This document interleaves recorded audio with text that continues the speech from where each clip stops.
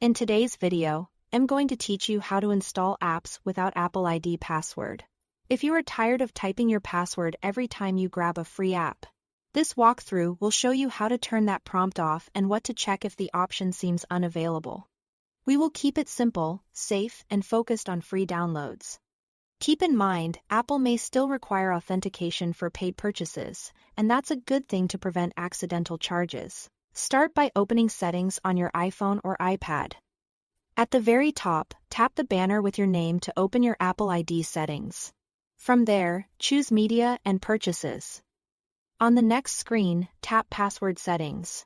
You might be asked to verify your identity here. Just follow the on-screen prompt. Once you are in, look for the free downloads section and switch off Require Password. That's it.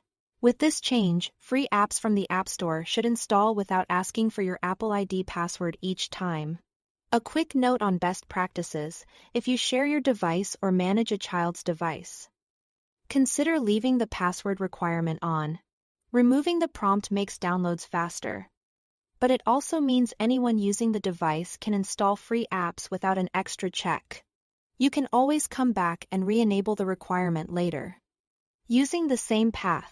Now, if you don't see password settings or it's grayed out, screen time restrictions are likely controlling your App Store behavior.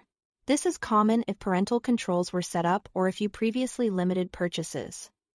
To fix that, go back to Settings and tap Screen Time. Open Content and Privacy Restrictions, then tap iTunes and App Store Purchases. Find the Require Password option and set it to Don't Require.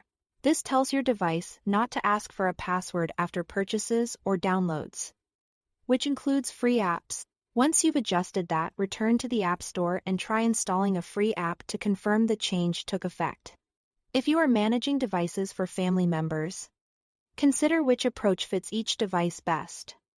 Turning off the password prompt for your own phone can save time, while leaving restrictions on a child's device can help you stay in control.